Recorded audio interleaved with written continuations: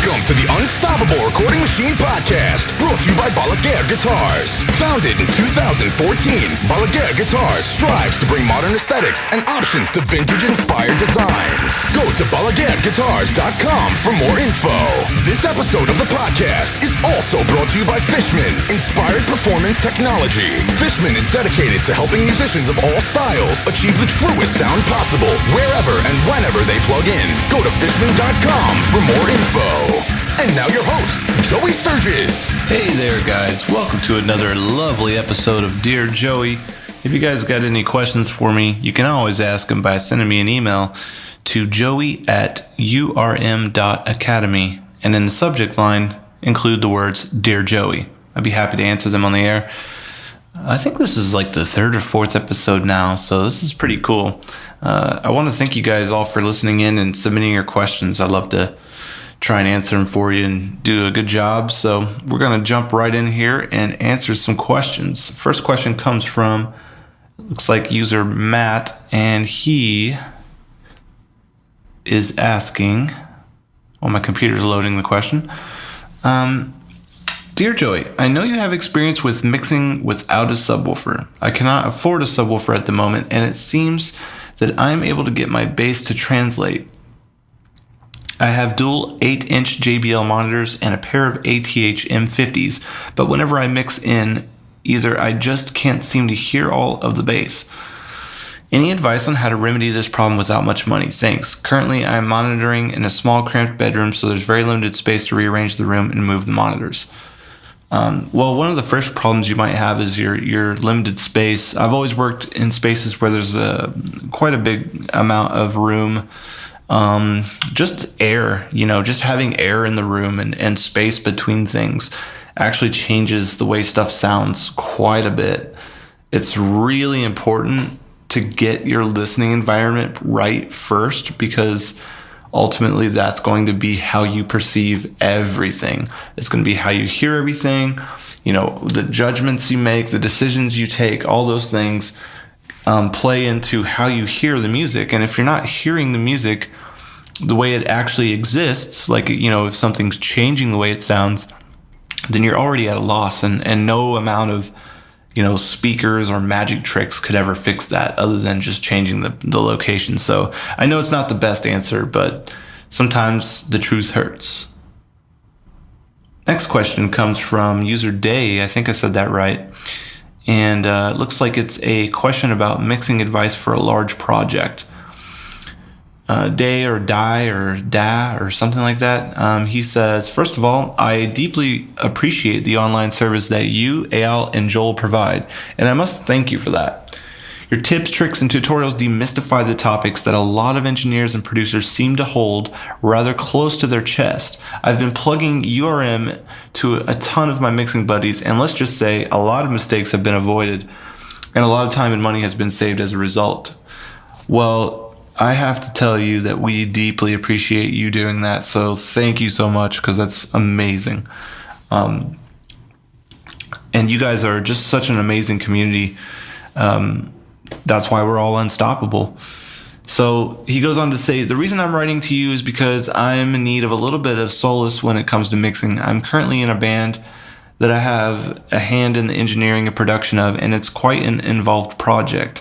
The music itself is very classically inspired, and the core of the band isn't your typical kind of crank-it metal because of that. The orchestrations feature a live 60-piece symphonic orchestra complete with woodwinds, brass, glockenspiel, and all of your other goodies. Not to mention, the group actually features 2 lead vocalists who are quite remarkable.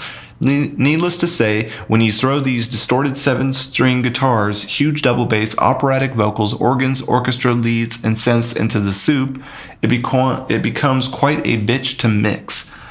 Because the music is so exciting and demanding, it does speak for itself to a degree. However, my problem lies in how to approach such a daunting task, and how to make the mix sound as world-class as the music is on its own, and in theory.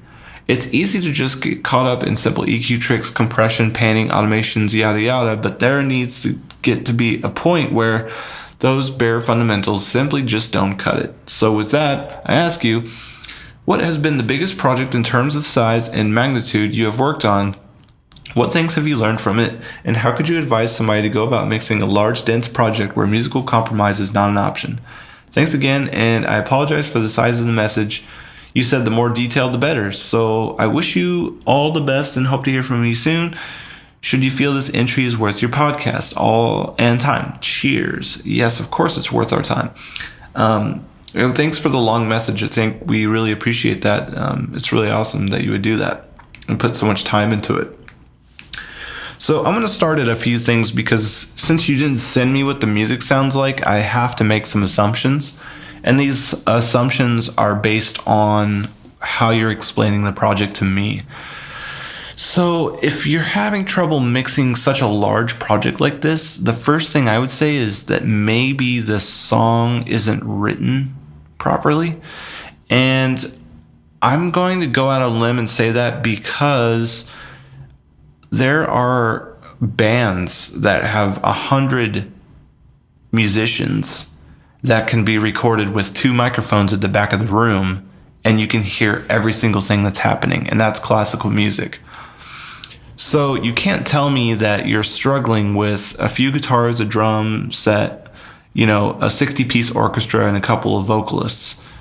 It's if you're fighting to mix it properly, it's probably too much going on at the same time syndrome. And I know you don't want to hear that, and I know like musical elitists don't want to hear that.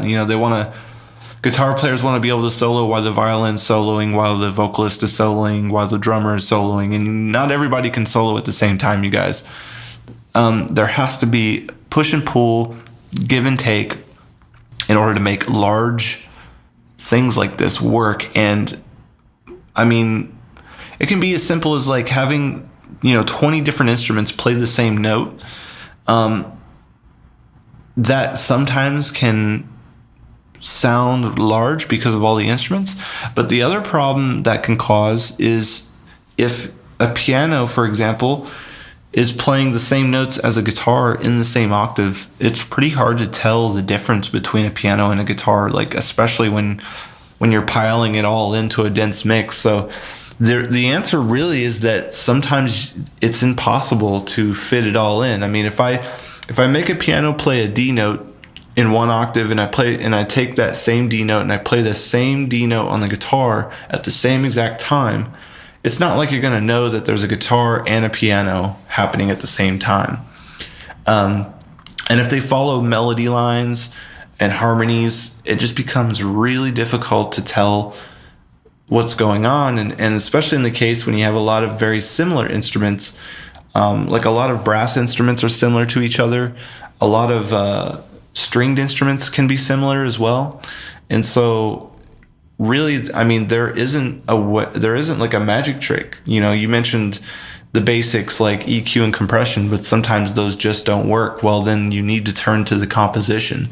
And this is part of what a good producer will realize is, they can think about the song and the way that it'll be mixed and know that, like, well, if I do this with the piano and I do this with the arrangement, that might not work in the mix because one thing's going to have to give or take away from the other. So keep that in mind when you're making your compositions and your arrangements. It's super important to the mix, and there's no mixing magic tricks to really make a bad composition or even a layered composition work. I mean, that's just the bottom line. Okay, next question is from Jahan, and he's going to be asking about some go-to plugins and some libraries. So Jahan writes, "Hey Joey, one of the things I've always loved about your mixes is their larger-than-life sound, due in part to the extra production elements you add to enhance them. What would you say are your go-to plugins libraries for adding production elements to your mixes, like orchestra synth, sound effects, and digital drums?" Great question, Jahan. Thanks for writing in, and thanks for listening.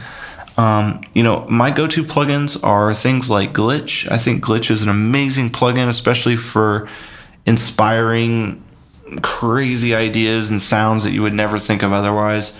Another good one is Stylus RMX, which is a really old plugin, but it's still kind of unbeatable. Haven't seen anyone really replace it.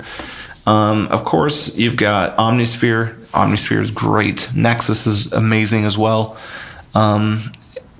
As far as the libraries go, I like to use Synphobia, Damage, Evolve, and what else? Those are some of the main ones. Those are the easy ones to get into. For digital drums, I like to use a lot of the Native Instruments stuff, that like Battery 4, all the stuff that comes with that. A lot of what you're hearing is honestly like, I'll just take something basic, like a basic preset, and I'll start mapping out some sort of, a few hits here, a few hits there, maybe a little pattern, maybe a little beat. But then I'll take and manipulate that. And then I'll take the result of that manipulation and manipulate it even more. And really it just kind of builds and feeds off things. And sometimes I might even start with something that, when I first start using it, it kind of sounds like it's going to be the backbeat. But then like I find another sound that's cooler and I'll put that on top of it. And then that kind of changes my mind. And then I turn the backbeat down. And then I add another sound that I like that kind of becomes the new beat on top. And then now this thing that I had before when I started, which was the main beat, is now like just a background part that's super quiet and then distorted or lo-fied. So like things kind of go in a progression, It's impossible to really tell you like how it's impossible to like unravel something that I've already done. But the process is pretty much the same. It's always just having all the tools that you need at your fingertips, knowing how to use those tools, and then putting them to work. And I'm not afraid to like open a patch, play with it for a few minutes, and then make the part, and then do something else to it. I don't really like to sit around and make patches for hours and hours. Like, I'm looking for really quick creative results.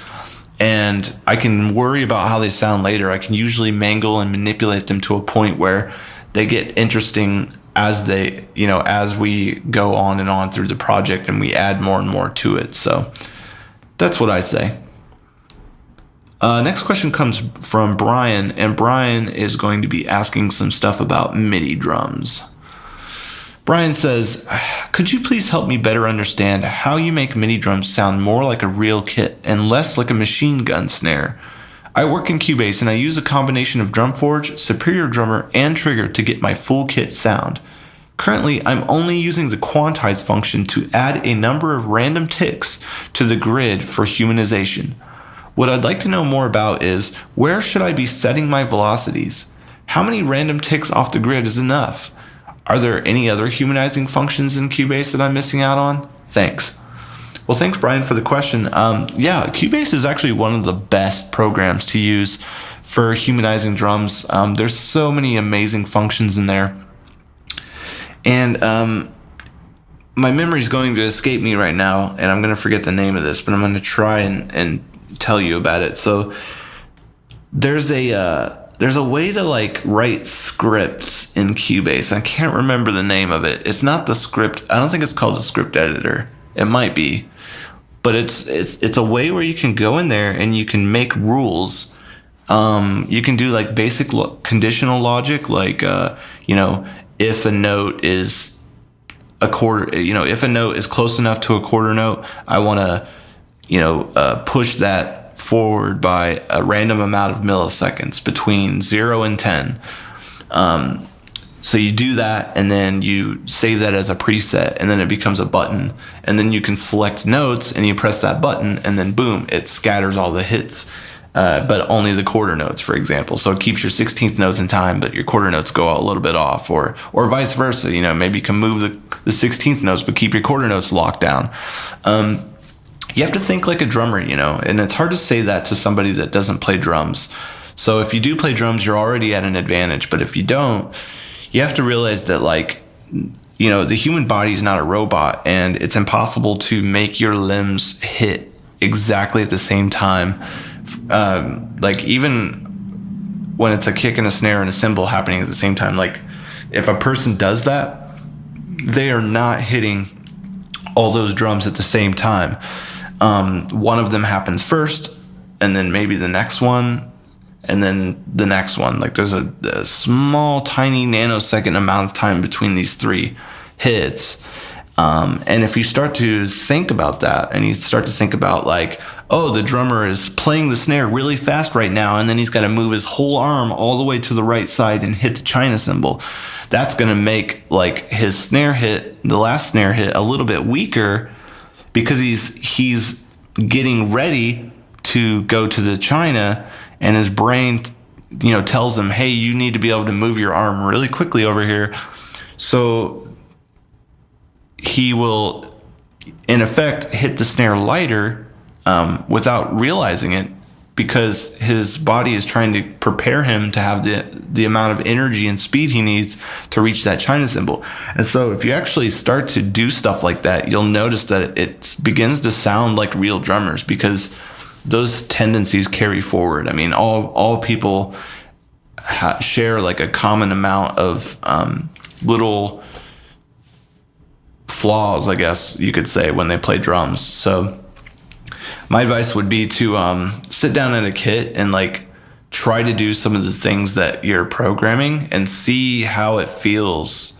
Like, see where your arms start to get tired, or where they hurt, or where like something is really hard to reach, or something takes like it's like really hard to get something to be hit at the right speed or whatever.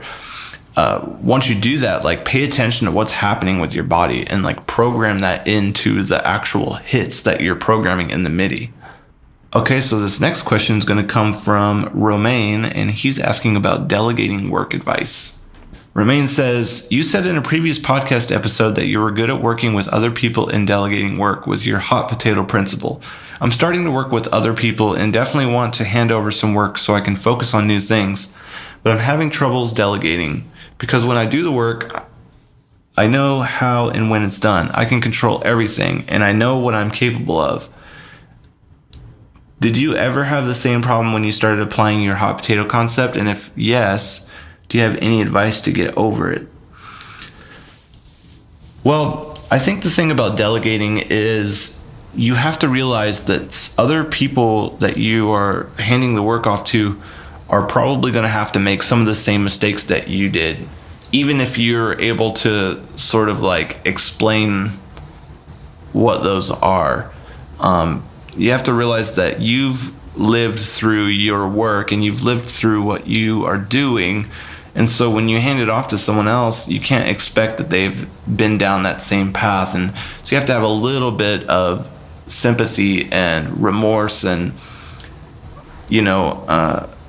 just take great care in how you treat it, because with a little bit of patience, you'll learn that that people can learn from you a lot quicker than it took you to go down the journey. But you're going to have to be willing to let that actually happen. Like, that has to actually play out. So when I delegate something, I give it to them and I say, okay, this is what I want you to do, and here's how I want you to do it. And they do it, and they make some mistakes.